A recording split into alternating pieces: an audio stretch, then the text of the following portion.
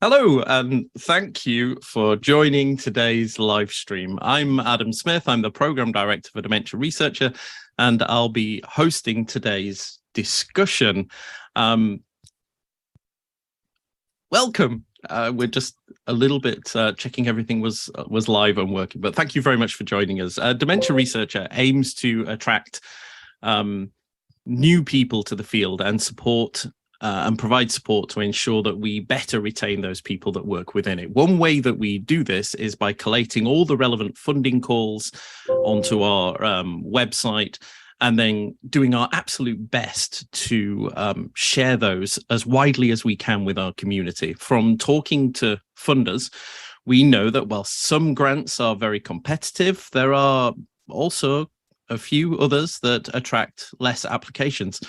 And that can be for a variety of reasons. But a major factor is that people just don't know about them, or that they aren't confident that they have a very strong application, or don't really understand the details. And so that's where today's live stream comes in.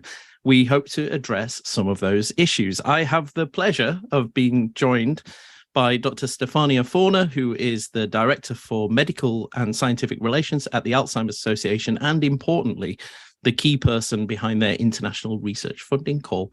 Hi, Stefânia. Hi, Adam. Hi, everyone. Thanks for joining us, whichever platform you are watching us. Yeah, if you're watching in Twitter, we're going to have some slide share. So we should just point out that if you're watching on a tiny little screen on your mobile phone, you might actually find it's better if you jump over to our YouTube channel. There is a link to that on our Twitter feed. If you're watching on Twitter, just scroll down a little bit and you'll find that there. Alzheimer's Association have recently opened 9 funding calls, which includes fellowships and clinical fellowships, research grants, and you weren't aware of this, but we just had a chat before we went live, and I can completely understand how people might misread the rules, because I did.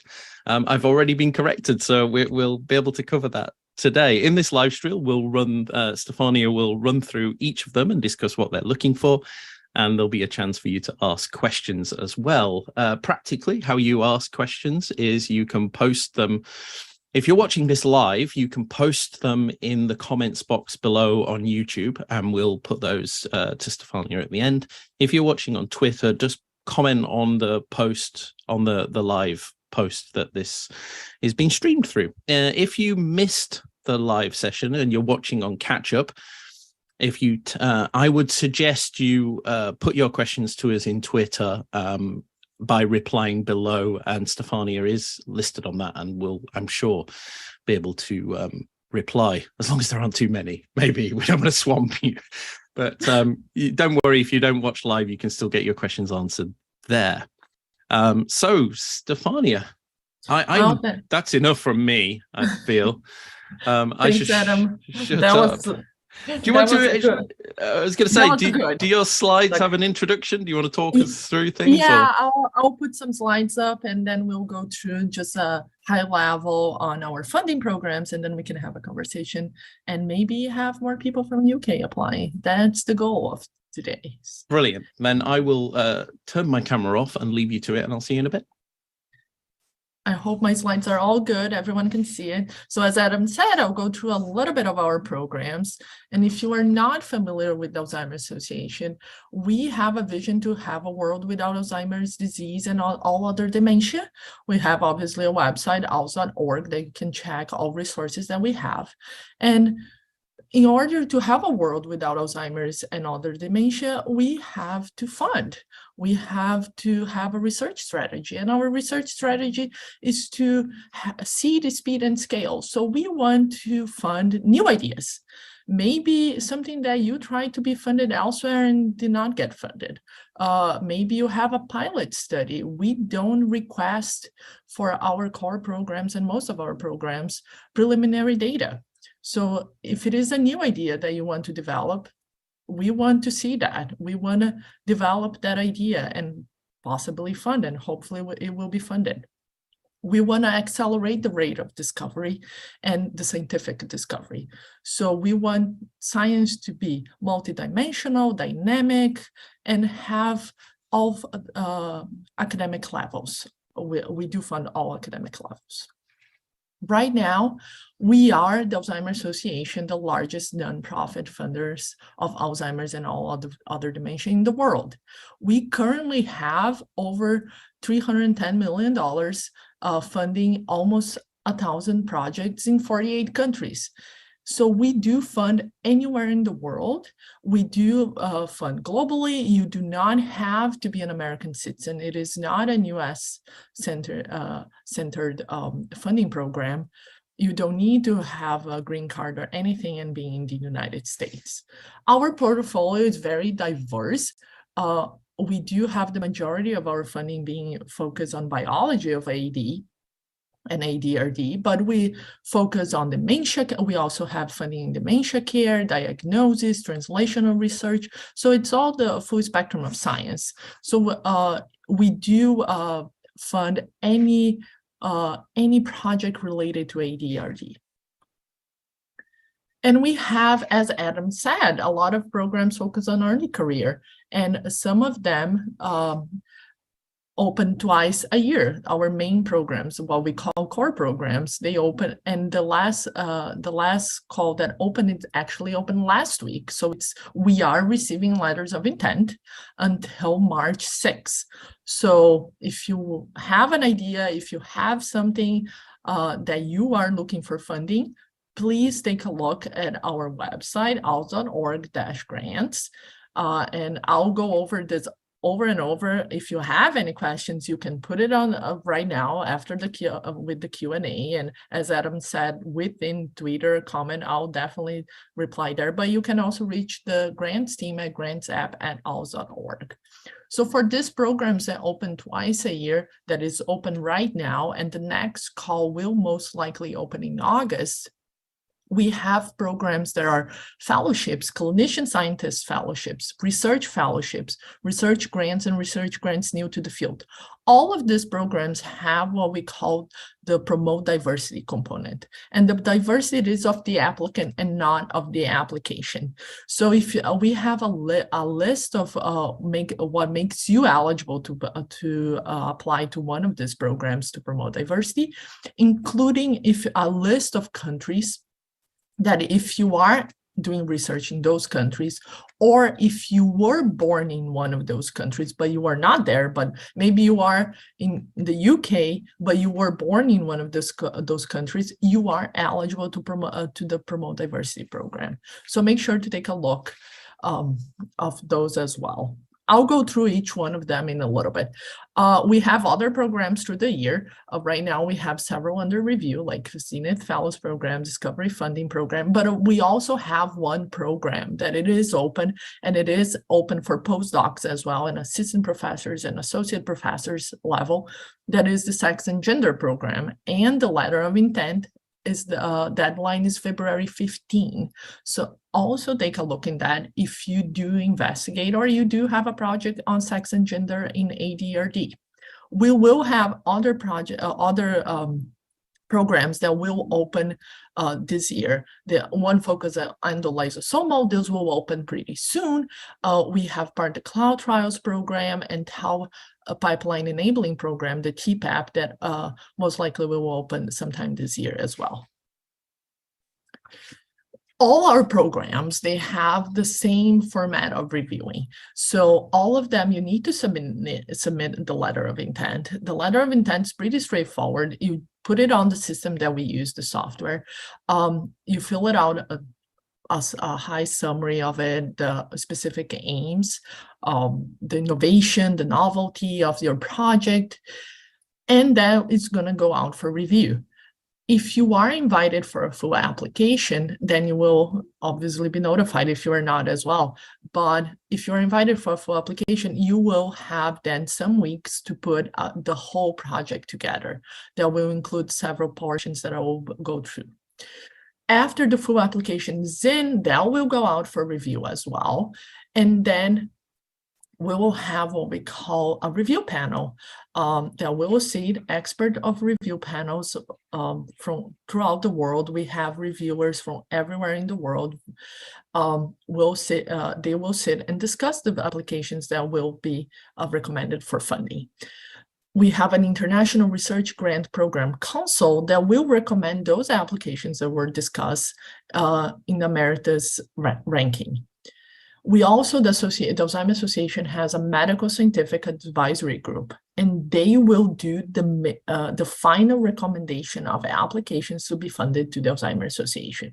The Alzheimer Association will then make the final decision on which applications will be funded based on the amount of funds that we have on that specific cycle. We always try to fund every recommended application, but if we do not have the funds, we will create also a pending list. And this is how all programs are reviewed overall. The letter of intent, as I mentioned, it should include a summary, very short methodology, specific aims, innovation, and most important as well, is the impact on the field of Alzheimer's disease and related dementia. If you are applying to the new to the field, and I'll go through a little bit over that, you need to put this transition statement of what you are bringing to the field. As the letter of intent is reviewed, the reviewers will take into account the impact of the project, the methodology rigor. Are you addressing sample size properly? Are you addressing a diverse sample? Are you mentioning the population that you are studying? Is it correspondent to the where you are located? And all details of your project, innovation, and everything. The new to the field, obviously, they will take into account as well what are you bringing to the field of AARG that will elevate the dementia research. That will go to review. If you are invited, then you will put a full application. You do not get comments of the letters of intent scores, but the full application you do. So far, I'll go through a little bit now with each program and eligibility criteria. So the research fellowships and the research fellowship to promote diversity, it is targeted for anyone when they finish a PhD to assistant professor level within 13 years of that time. So it can be a postdoc. There are different names and levels on that phase, a career phase. So you can be a postdoc, you can be an instructor, sometimes you can be called a researcher, you can be a project scientist, anything between that, PhD and assistant professor level within 13 years of your defense. It is a $200,000 fellowship that can be up to 3 years, including $7,500 for travel. And if you complete everything successfully, you provide all your reports, we approve, everything looks good. At the end, you will receive, the fellow will receive $10,000 and the mentor will receive $10,000 because this is a fellowship. You have the mentorship component, you need a mentor. So each of them at the end will receive $10,000 to advance science. So it is not for your dream vacation, it is to advance science, professional development, conference, manuscript fees, to start a new pilot project, anything related to research. And we do fund, as I said in the beginning, full spectrum of science from in vivo, in vitro, technology, translational, clinical care. So anything that is related to Alzheimer's and dementia. The clinical scientist fellowship, it's pretty similar how one titles, but it is only eligible for folks that have a clinical service. So you have a medical degree, you see patients, or you have a DO, or we've funded in the past physical therapists. You need to have a clinical license. It is within 18 years of the terminal degree, and it is also from postdocs, residents to up to assistant professor level. So you can be an assistant professor level. It is $250,000, but it is also the same thing as the research fellowship, 3 years, same amount of the travel, $7,500, and $10,000 at the end if successfully deliver all reports and everything. Also, all spectrum of science. You can be doing clinical service, but your project may be in basic science. That is okay. We will fund that. You don't need to have a clinical license and be doing clinical work. It can be the research. It can be different as well. So if you are invited for an application for the fellowships, you will need a statement of mentorship, a statement of commitment of the fellow, and the area of research, the work plan, everything that entitles specific aims, methodology, everything that's on it. The reviewers will take into account everything, the mentor plan, the research plan, the impact risk, but I will take this opportunity to actually mention that do make sure to work with your mentor on the training plan, on the mentorship component. The reviewers that counts for 30% of your review.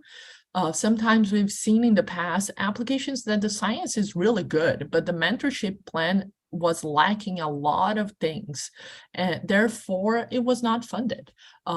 So make sure to have a good mentoring plan, put a timeline, make sure to address everything that how the mentorship component will help you as a fellow advance to your next level, career level. All of these programs can have a resubmission. So if you're invited for application, you don't get funded, you will have the reviewers' comments. And in the next round, you can do as a resubmission. However, in the next round, you will have to go through the letters of intent again, the process. And if you're invited for full application, you can do a resubmission of the full application, and you will have a chance to respond to those comments that the reviewers gave you in the past round. It's a one-page limit, just like when you answer reviewer comments for a paper. You will address all those comments, you'll make changes, and reviewers will have access to your previous application as well. Other programs that we have that are focused on assistant professor and associate professor levels are the research grants. So the research grants are for folks that are assistant professor and associate up to 15 years of their terminal degree. If you're new to the area of Alzheimer's, we also welcome those applications, and it is up to $200,000 up to 3 years, also $7,500 in travel, and we fund all spectrum of science. We have a different program that's called New to the Field. So it is focused on individuals that have not done any research on Alzheimer's and dementia in their careers, and it doesn't have a cutoff. So it can be a full professor, it can be an assistant professor. However, if you might not publish, or there's a few eligibilities on that in these programs, and before you apply to this program, we do ask you to send us an email and with your CV, and we will evaluate if you are eligible for this specific research grant New to the Field program. It is also up to $200,000, up to 3 years, same travel amount, and all spectrum of science. This program is really cool. We want to bring new people to the area of AD and RD.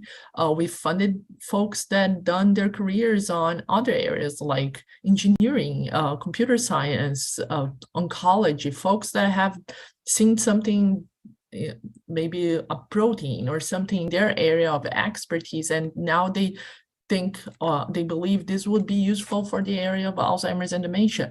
So they do write a project on this area. If you know anyone, obviously in any of these programs, make sure to let them know, and yourself as well. For the full application for the research grants and also all other programs, for the research grants, you need as well the work plan, and for the New to the Field, a transition statement. What are you bringing that it's new? What are you gonna add to the field of ADRD with your project and you coming in? Reviewers will take into account the applicant information, the quality of the work, the novelty, the impact risk, and also can have resubmissions. Every program, fellowships and research grants, if you are recruiting individuals for your study, you need a recruitment plan. And the reviewers will take into account if the your project, are you evaluating, are you recruiting individuals that do represent the community that you are studying? The available resources, budget justification, will need bio sketches. If it's a fellowship, from the mentor and the fellow. If it's research grants from the applicant, you can add bio sketches of collaborators, key personnel. We do request a data plan, data sharing plan. And if you are doing a resubmission statement and references. For the fellowships, actually, let me go back. The fellowships, we do request letters of reference support up to 3. So always make sure to have those as well. Some tips of success we've done just like this. We've done an ISTAART guide to grants that it is available through the website of the research webinars, the education center of ISTAART. You can go back there and watch. I did interviews with awardees, past awardees, members of our Medical and Scientific Advisory Group, our IRGP Council. They gave each step of the fellowships, and we talked about insights, tips, red flags. They are all reviewers as well. So that might be of interest to you all, and I would definitely go back to it. And if you have not yet, I would highly recommend listening to the podcast that Edelman and I actually did with 3 folks that are reviewers and awardees from the association. And we recorded writing the best fellowship application. So go back, listen to that podcast. There's also a video cast on that. So make sure to take a look into it. Other tips for success is one that I will always say, and I say over and over, and you will, if you ever hear me say, give any of this talks or you talk to me, I will say, read the program announcement. Make sure to read the RFA, the program announcement. We change every cycle. There are things that we update. If you have applied in the past and you think maybe it's the same RFA, no, it is not. We change allowable costs, we change eligibility criteria, we update, we try to make it as clear as possible. Most of your questions are answered if you read the RFA, but we are here to answer any question. So always write to us, send us an email, write to us on Twitter or any other platform. As I mentioned, your letter of intent is reviewed. It is not a guarantee that you're going to be invited for full application. So make sure to read and all the details of the program you are applying. Especially because as I just flew through all the eligibility criteria, they're very specific. So make sure you are eligible. And if you have any questions, just let us know. Am I eligible to this or that program? And we'll let you know. Or sometimes you are not eligible to one program, but you might be to another one that you don't even know it is open. And we'll let you know that as well. Always find someone to read your application that it is possibly not working the field that you are writing the project. Those folks will let you know if the application is clear. I was a scientist, a bench scientist myself. I was actually funded by the Alzheimer Association as a postdoc. And we know our science, and the folks in our labs understand everything. And sometimes a reviewer, as much as we want to match to experts in the field, sometimes it's not clear for them what you're saying, what you're writing. So make sure to more eyes into an application, the better. when you are invited for phone application, you can identify reviewers you want to include and exclude. We will guarantee the exclusions will be done and they will not get your application. And the ones that you would like to include, we will try our best, but we don't guarantee because of availability. If you are doing a resubmission, make sure to read the critiques of the reviewers and make sure to address them as much as you can if you are doing a resubmission. Us from the Alzheimer Association, there's only so much we can control. We are observers of the process. But we are here to help you, and you can call or email us or tweet us or any other platform. We will answer you. If you do write to grants@alz.org, it is guaranteed that we will answer you within 24 hours if it is not over the weekend. Because we want to fund you. We want you to be successful, and please make sure to apply, especially in the United Kingdom. We do have a short number of active awards compared to the majority of other countries. And just a high level, you all know about ISTAART. If you don't, please make sure to go into the website of ISTAART. It is our International Society to Advance Alzheimer's Research and Treatment. We are over 7,000 people, and it is a full of collaborators, professionals in dementia, and there are tons of benefits on being ISTAART, including participating in professional interested areas, the PIAs. We have 29 of them. Out of them came collaborations. It can be that pair of eyes to read your project. It can come on a collaboration for a future grant. So make sure to take a look into an ISTAART if you are not a member. As well, ISTAART, it is free for students. And if you are located in a low and middle income country, it is free as well. But for postdocs, it's just $65 a year, and for professional, $125. You have access to all our conferences online for free, and in person you get discounts. So it just pays off. There's no reason not to become an ISTAART member. And also there's an ISTAART Ambassador program. If you are a student or a postdoc, you can apply to have one. It's a 1-year program. It's really nice and cool. You have a whole experience within the Alzheimer Association. You go to AAIC. If you've ever been to AAIC, it's the people with the purple t-shirts running around. The next program will open for applications. We'll be receiving applications on February 14th, so make sure to take a look into that. We would love if you could apply. And we have other conferences. If you are not aware, those are other opportunities to engage and network. We have 2 in March, the APOE and the Immunity. They're also going to happen online.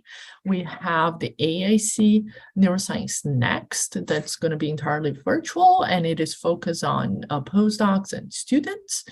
And we also have one in May in Satellite Symposium in Mexico, and the grand conference that we hope to see you all there, and I hope to see you all there as well, AIC in July in Amsterdam. So that if you are an ISTAART member, the abstracts are due actually today, so make sure to take a look into that. So thank you, Adam, for the opportunity, and we can go through a Q&A and throw all these links that I have here on the chat or something. Brilliant. Thank you so much, Stefânia. Wow, what an amazing talk. Do you know what? You've gazumped me, because every single question I had written down, you've already answered. So I don't know how that was incredibly clear and concise. I think we might do a roundup, because you're right, that's a lot of information to digest. So this is being recorded. You can watch this on catch up if you want to jump around. We'll try and put some chapters in there between the different talks. But do post your questions now in the chat box on YouTube, or you can tweet us, and we're keeping an eye on that. And I'll put your questions to Stefânia. And the conferences, I mean, for anybody who is interested in the ISTAART Ambassadors Program, Beth Eyre, one of our dementia researcher bloggers, wrote a great blog late last year about her experience over the first few months of being an ambassador. So if you're not convinced, go and have a look at that. But we'll make sure we share that in our newsletter as well as soon as that opens in February, just as a reminder to everybody, because it is a really great program. And is that 5 or 6 conferences in 6 months? So you everybody at the Alzheimer's Association must be incredibly busy. That's a lot to take on. I mean, I can't imagine. We are how all much very work. busy, very fast paced. But this is just a representation of how we want to advance our mission to end Alzheimer's and dementia. We want to connect people. We want to advance science. We want to make people meet, create collaborations, move the research forward. And we, as you said, lots of conferences, lots of programs open for funding programs. And if you do attend any of those conferences, do reach out to us if you have questions on the funding program or questions on the conferences as well. And because it's a lot, but it is a good lot. Yeah, I mean, and that doesn't even start to consider I don't know, the webinars that come out from ISTAART as well, because I mean, there must be several. I mean, there's been at least 20 of the year in review webinars throughout January, and I see that there's already a program of webinars which are great because they go into specific fields of research, just at the output of that amazing ISTAART community through the peers. Yeah, and with that, we also, like within, I mentioned the Guide to Grants webinar that I did, and there are other webinars. We've done webinars. We've done one last week in Spanish for Spanish speaking regarding our funding programs. We have one in Portuguese. We have other webinars related to other funding mechanisms as well. I would definitely go to those.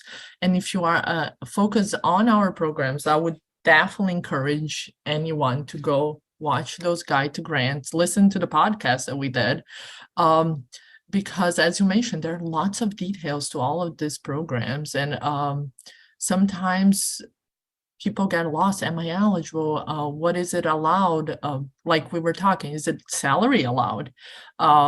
And yes, you can charge your salary to our fellowships and our research grants. One thing that I do want to bring it up, 2 things actually, that it is common questions when we talk about this is we have indirect costs that are allowed up to 10%. And also one question that comes from the grants office quite often is, for the fellowships, for the research fellowships, we do request that the fellow have 50% at least effort on research, and the clinician scientist to have 40% on research. That does not equal salary percentage. So you can have 50% on research, but maybe charge 30% of your salary on the fellowship, or 70%. That goes depending on where you are. Also, the percentage of effort on research, it is not necessarily all in the fellowship that you were funded. It is towards research. Obviously, we want your research to be done.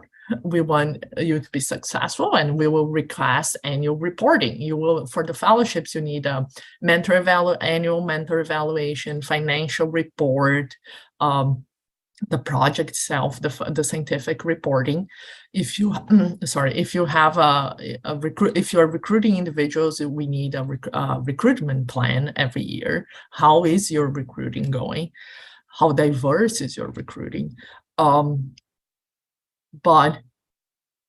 not that percentage of research can be towards other projects as well. But you do need to, when you're putting your full application together, let's suppose you are just putting on your budget reagents or supplies and things like that. You need to, on the budget justification, explain where is your salary coming from? Like, make sure to be, this is something that we always say to everyone that is not from US, all the international folks outside United States, is make sure to point it out on your application, on your budget justification, what is different. If it is something different in your institution, let's suppose your salary is covered, I don't know, by your institution, and suddenly there's no salary on your fellowship or on your research grant, make sure to write that down on the budget justification. I'm not requesting salary because X, Y, and Z, or I have another funding. Also, if you are funded, double funded, that's what I usually try to say, like, because I was a postdoc, I applied everywhere. Like, as a postdoc, I got into the United States and I was like, where can I apply? Is this where you brag about how incredibly successful you were in attracting multiple funders? I just applied everywhere. Did I get in the first year? No, I got all no's. But that is a learning experience that I say, like, you will learn how to, it is frustrating. I always talk to people. I'm like, I know how it is. I was sitting in your place not too long ago, getting all these rejections, but it is a learning point. In the second year, I did get a research fellowship from the Alzheimer Association. So it is kind of a full circle right there. So I understand the anxiety, I understand the frustration, but don't give up, and do point it out, interesting things that you have in your project. So if you are, like, we sometimes get, because reviewers on those committee calls, we have reviewers from everywhere in the world. And if the reviewers itself, we have thousands of reviewers everywhere in the world. So. Oh, that's great. Actually, that was one of the, you just jumped me ahead. That was one of the questions sorry, I had. I know the questions, Adam. Well, I mean, that's not surprising, really. But I love it. It sounds like there's a great deal of flexibility there. So, and an opportunity to find a grant that suits every circumstance. So so coming back to the main fellowships, which are, they're 2 to 3 years on it. So if you have your salary from elsewhere, you can still apply and put most of this as down as research costs, but you can put some of your salary in there if you needed to, if you had another project or the go, or you're still working for your PI. You do have, am I right in thinking you do have to have finished your PhD? You can't still just be at the last bit. No, so first, yes, you can put your salary, we'll cover salaries and benefits. I do want to go back that I actually did not finish on the double funding. So if you do get double funded, but let's suppose you applied and you got 2 fellowships, like from ours or something else, do reach out to us. Do not just write us, oh, we are declining. No, we will work with you as much as we can. So we will not punish you for being successful. So to make sure to always reach out to us in any circumstance. That's a good point, because at the moment your deadlines are the 6th of March. That's right. But it also overlaps with the Alzheimer's Society in the UK that just opened theirs, and their deadline is the 24th of March. So if you apply for one or are thinking about applying for both, which is a very sensible thing to do, you're saying don't just decline the Alzheimer's Association. If you do get funded elsewhere as well, do get in touch with us. We try to work with you as much as we can, but obviously, if you can, make sure that you make different projects when you apply in different funding programs. But also, I did not say on my talk, but if you are eligible for, let's suppose, AARF, you can only put 1 letter of intent per program. If, let's suppose you are eligible for AARF, but you are also eligible for the Promote Diversity, you can only put 1 letter of intent. You can only apply to 1 program. I did have a question about the diversity. I think you did cover this, but I may have zoned out at the time. So the diversity, because your clinical program, the fellowship program, and your main project grants all have a main grant and then a diversity grant option, which I think is incredibly important and well done for for being the first that I'm aware of to specifically, provide that opportunity. Am I right in thinking that this isn't about where you are physically based? So if you are, say, a Black woman researching in the UK, you don't have to be, say, based in a lower middle income country. You can, as long as you represent that diversity, it doesn't matter where in the world you are. So there's a whole list. We are based on the NIH list as well of eligibility on the diversity of the applicant. And there's a whole list of countries that is a combination of two lists from the United Nations and the World Bank on low and middle income countries. So we combine both to be very inclusive. And it is the same list of the ISTAART. So the only difference between ISTAART eligibility for low middle income and the funding programs is that for ISTAART, for you to have a free membership, you need to be based in one of those countries. For the funding programs, you were born. So let's suppose I'm originally from Brazil. Brazil is on that list, but I'm doing research in London or Oxford or Edinburgh, whatever. I can apply to the Promote Diversity. Even though I'm located in the UK, but I was born in one of those low and middle income countries. Also, there are other eligibility criteria related to disabilities, mental and physical disabilities, and all other. So I would definitely take a look into the RFA. And that's something that I always go back to. If you're applying to like research fellowships or clinician scientist fellowships or research grants, go to that portion of the RFA, because the RFA is a long document. I would encourage you to read it. It is a learning experience. Oh, it looks like Stefânia But go to that portion and read. Oh, am I back? You're back. Okay, sorry. You froze and I froze. Oh. That's what happens. And I'm assuming go back to the RFA. And including the allowable cost, Adam. Everything is listed. Like we have things that very like specific. Like this is allowable. This is not allowable. So. And is there a conversation to be had there? So, if if you were born somewhere, but then you were brought up somewhere else, I'm assuming there's still a conversation to be had. It's not rigid that you have to, have had your school education in a place or something like that. No, and the only thing we ask is that if you were born, you were on one of those countries, it is okay to apply to the Promote Diversity. The difference between the application of the Promote Diversity and the regular one is that on the portion of the letter of intent, you will be asked to write one paragraph of why you are eligible to the Promote Diversity. That file, it is for only Alzheimer's Association eyes, for the grants team eyes. We will actually read it. If we have any questions, we will reach out. We will remove that from your file. And the reviewers will not have access to it. So the reviewers do not know why you qualify to the. They would already just know that on that point of qualification, you've already accepted. The Alzheimer's Association grants team has validated and approved your application to be on that program. So we will, that is a confidential information, we will not share with anyone, and it is only for the grants team. Shall we take a question from YouTube? We've got a question. I'm going to pop this up on the screen, which I know you won't be able to see, so I'll read this out. Kirishaw asks, "Hi, thank you for a wonderful, clear presentation.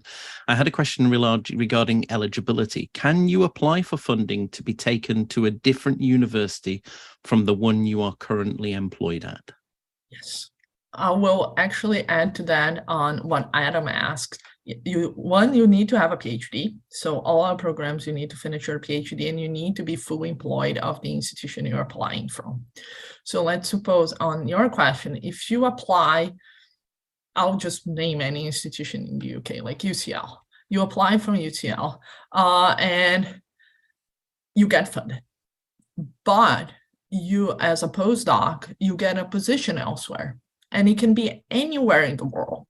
Let's suppose you get a position in Germany. We will work with you to transfer that grant.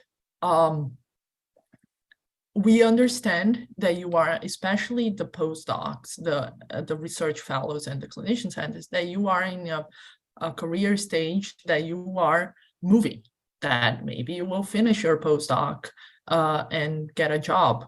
Within that time, if you do have a fellowship with us or a grant, we will work with you to transfer. We will work with your institution to transfer. It might take some time due to bureaucracy of institutions, but we will work with you to transfer that award.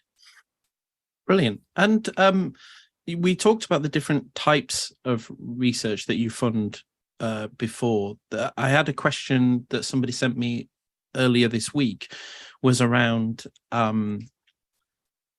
research into this. They were doing research into the benefits of outdoor spaces for people living with dementia and brain health programs.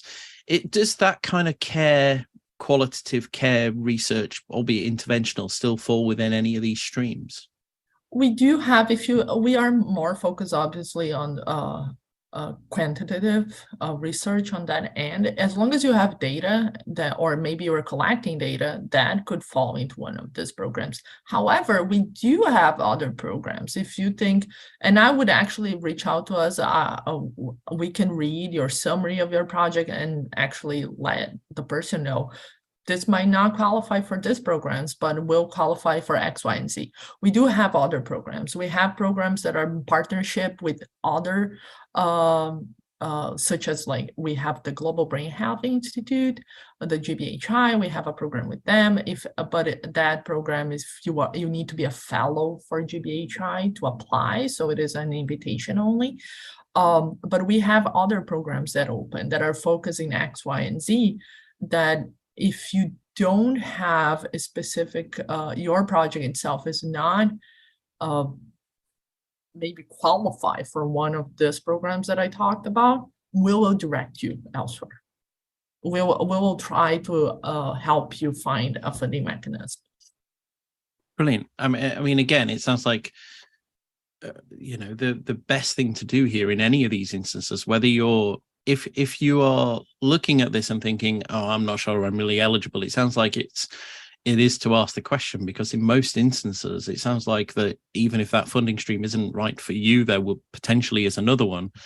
And there's so much flexibility within this program about what you charge, where you're based, when you start, the research you're doing, that you just better off asking rather than just disregarding this call. Yes, I want to reiterate that, Adam. Please reach out to us. Don't just assume that, oh, you are not eligible or my project is not good enough. As I mentioned, we fund projects that are in the beginning, pilot studies. We want you to be successful. A lot of folks in the field of Alzheimer's and disease, and I can name a lot of them, have their first, and folks that are like big names on the field, have their first grant from the Alzheimer Association. That grant leveraged them to apply to bigger funding, federal funding. So that is what we want you to do, have a successful career. So we want to support you throughout any stage of your career. We can start funding you with a research fellowship, and then maybe you become assistant professor and you apply for a research grant and we can fund you there. And then you become a very established professor and you apply for a Zenith Fellows program. So make sure we want to support you in every stage of your career. And that might as well start with right after your PhD, when you become a postdoc, as a research fellow, as a clinician scientist fellow. I have a technical question about the fellowships, because I know somebody flagged this in one of our podcasts a while ago as being a bit of a technical barrier that sounded like it was a technicality, but was overcomable, which is the grants that they'd originally been looking for had all requested that the person have a contract that covered at least the period of the grant that they were applying for. However, the grant application included the salary to employ themselves, so they didn't have a contract. You know, they had a contract that had a year left on it or 6 months left on it, but the reason why they were applying for the fellowship was to partly get their salary to enable that to be extended, but the application required them to have a contract for the whole period, which of course they didn't. So you ended up in a bit of a catch-22. Is how do your grants fit with that? The only request we have, the request that we do have, is that by the time you apply, when you start your application, let's suppose your letter of intent by March 6th, you are submitting a letter of intent or any other program, SAGA, the sex and gender. You need to be a full employee. You need to have a contract at the time of the application. Even if that's only because, of course, if your contract with the institution is for 6 months or a year, we don't override institution policies. So that is something that the applicant needs to work with the institution. So you don't stop them applying. It might be their own institution. We don't stop them applying. They need to be full employed by the time they apply to the. That's why, like the question you made, like I'm finishing my PhD.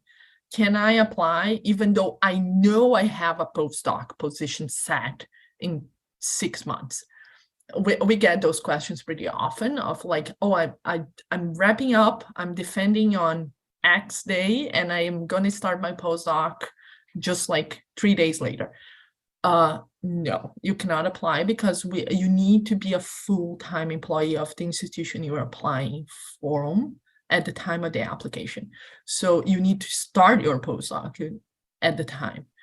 How long your postdoc is, how long your contract is with your institution, that is then, we don't override institution policies for us at the time of the application.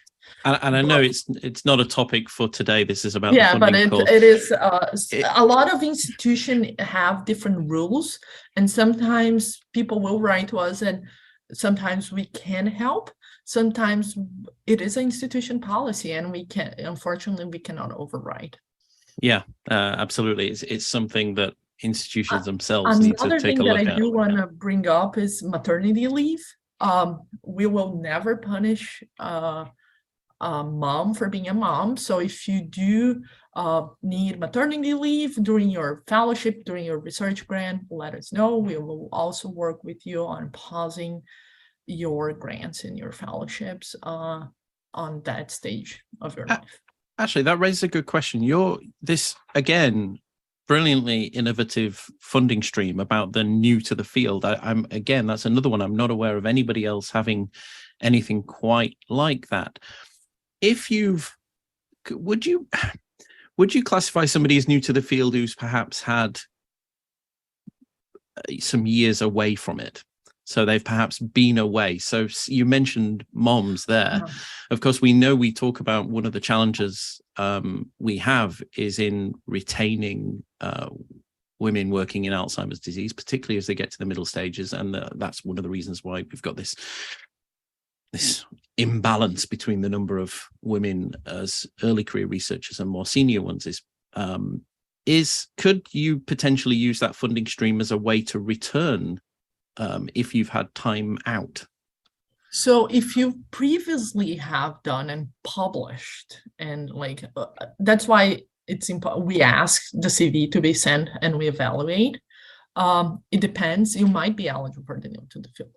But I do want to say something that, if you notice now, AARFs are 13 years and clinician and AARGs are 18 years after. They used to be 10 and 15. We actually added 3 years due to the pandemic. So we gave those 3 years of eligibility. Then might go back to 10 and 15 or not. I cannot say of that right now, but it is for that. Let's suppose you had to take some time off for whatever reason, and we will work with you. Like maybe you took maternity leave and you were out for a year, and you would be eligible for research fellowship, but now it's 14 years, but you had a year off. Let us know.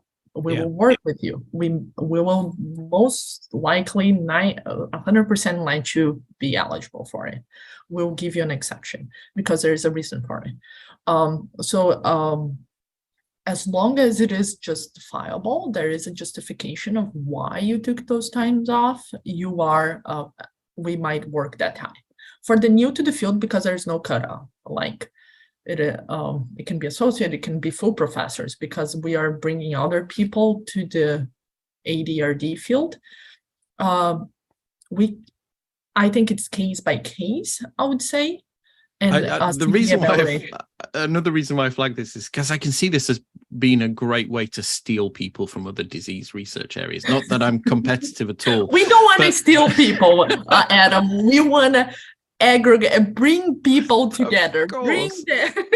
Of course, but if for example, you're you are a woman, you did take some time out in your career and you worked in cancer research before, and you're finding it hard to get back into cancer research because the opportunities aren't there, this is the perfect call for you, because you can flip to dementia research and it would allow you to return back, but in a whole new area.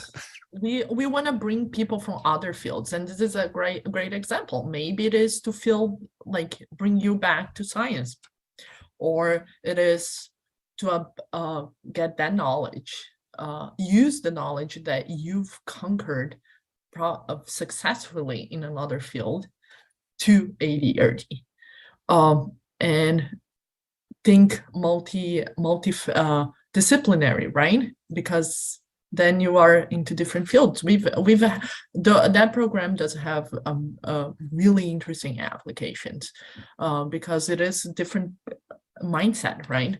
People that maybe have done computer science and now they're like, I want to bring this knowledge of computer science to Alzheimer's and dementia. So it is a very interesting funding mechanism for sure. Absolutely. And because I guess if you were being kind of strategic, I guess if it was me, I'd be looking for which of these funding calls, if I was eligible for more than one, I'd be tempted to apply for the one that I thought was perhaps going to be slightly less competitive. But you mentioned before that actually there's flexibility within Alzheimer's Association to move, that there's an overall budget. So it's not that there's a fixed number of fellowships. If you get a lot more fellowships compared to, or say, new to the field fellowships than you do other ones, you can move money between budgets. So we usually, I didn't throw numbers on, now I can. It took a minute for that question, Adam. Sorry. That's usually the first question. How much do you fund? So usually for the letters of intent, when we invite for full application, 40 to 50% overall, average on and off. For full applications per program, we've been funding around 18 to 23, 25% of the about 1 in 4. 1 in 4, yeah. It's on and off depending on the year, depending on the funding that we have. We have increased the amount of funding per application. If you go back to a year and a half, the fellowships were $175K.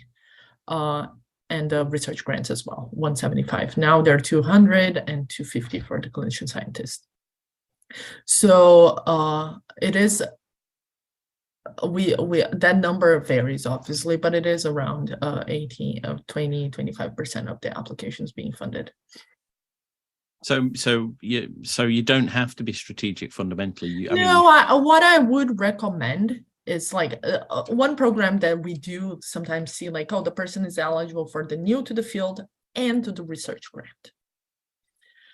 It is of the discretion of the applicant to decide which program they want to apply. They cannot apply to both, but we give them this information. When you apply to the new to the field, you are competing with full professors. If on the research grant, you are competing with assistant and associate professors. So it is of your discretion. It is a decision that we cannot make to the applicant. No. For the applicant. I guess they can ask the question, right? I guess. And we will let them know because what usually happens, they will send their CV for us to evaluate as the new to the field is required. And we will let them know you are eligible for the research grant and to the new to the field. And this is the scheme. That makes complete sense. And it is but you cannot apply to both. Well, Stefânia, I'm very conscious that our hour is up and you're not in the office today. You're on location somewhere. Somewhere. And have somewhere else to go. But thank you so much for joining us. And I'm justifying that we had fewer questions because your talk was so incredibly comprehensive and very helpful.